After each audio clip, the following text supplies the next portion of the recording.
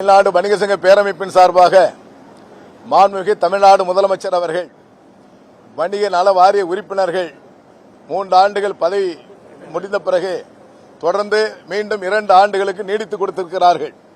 அதற்கும் வணிக நல உறுப்பினர்கள் வரலாற்றிலே இதுபோன்ற செய்திகள் பார்த்ததில்லை, வந்ததில்லை.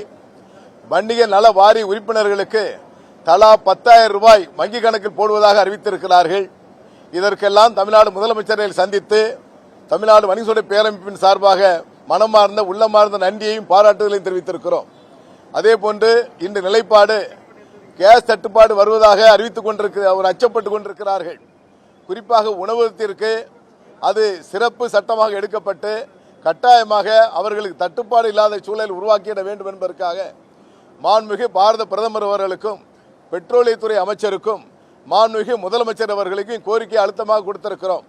அந்த கேஸ் தட்டுப்பாடு ஏற்படுமையானால் அன்றாடு மக்களுக்கு உணவு கூடத்திலே தரக்கூடிய உணவுப் பொருட்கள் தட்டுப்பாடு ஏற்பட்டுவிடும், விலை உயர்வு ஏற்பட்டுவிடும். அதையெல்லாம் தடுத்து நிறுத்துவதற்கு அரசு விரைவாக நடவடிக்கை எடுக்கப்பட வேண்டும் என்பதை தமிழ்நாடு வணிக சங்க பேரமைப்பு வலியுறுத்தி இருக்கிறது.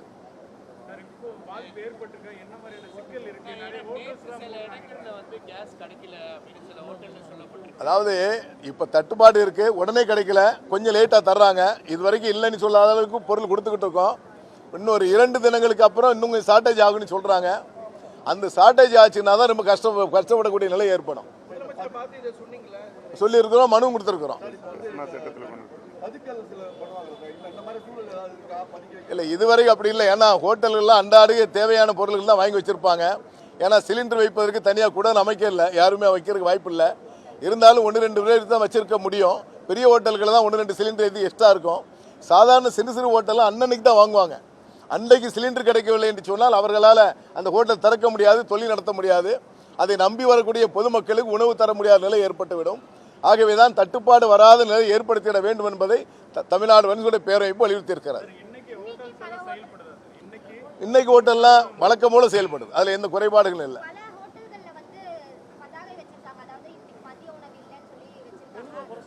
அதாவது மெனுவை குறைச்சிருப்பாங்க. அதாவது நீங்க பாத்தீங்கன்னா ஒரு 20 வெரைட்டிஸ் போடுறாங்கன்னா ஒரு 10 வெரைட்டிஸை குறைச்சிருப்பாங்க, 10 வெரைட்டிஸ் போடுறாங்க.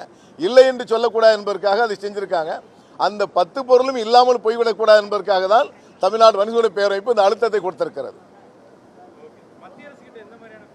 இந்த பெட்ரோல் துறையில எங்களுக்கு ஒரு சிறப்பு சட்டமாக, அதாவது ஹோட்டல் அத்தியாவசியமான பொருள் எஸ்மா ஆக்ட்னு ஒரு ஆக்ட் இருக்கு. அந்த ஆக்ட் பிரகாரம் கொண்டு வந்துட்டா தட்டுப்பாடு இல்லாம சிலிண்டர் கிடைப்பதற்கு வழிவகை செய்யும். அந்த சிலிண்டர் தட்டுப்பாடு இல்லாமல் கிடைச்சால் மக்களுக்கு உணவுப் பொருள் தட்டுப்பாடு இல்லாமல் கிடைக்கும். தட்டுப்பாடு இல்லாமல் கொடுப்பதோடு மட்டுமல்லாமல் விலை ஏற்றம் ஏற்படாத சூழலும் உருவாகும். இதுவரைக்கும் இல்லை இல்லை இல்லை இல்லை அப்படி இல்லை.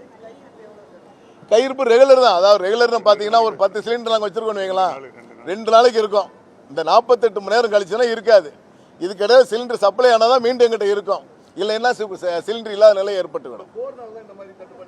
கட்டாயமா போர்னால தான் தட்டுப்பாடு. இல்லைன்னு சொன்னா ரெகுலரா இருந்துச்சு, தாக்கமே இல்லாம இருந்தது.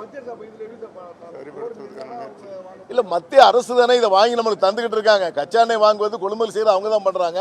அதை எப்படி வாங்க வேண்டும்? இப்ப ரஷ்யாவில் நிறைய வாங்குறோம், நம்ம ஏற்கனவே குறைச்சிட்டாங்க, இப்ப அதிகப்படியா வாங்கப்பட வேண்டும். அவர்கள் வாங்கி நாட்டுக்கு நம்ம தட்டுப்பாடான நிலை உருவாக்குவதற்கு மத்திய அரசு தான் கட்டாயம் முடிவெடுக்கப்பட வேண்டும் என்பதை அழுத்தம் கொடுத்திருக்கிறோம்.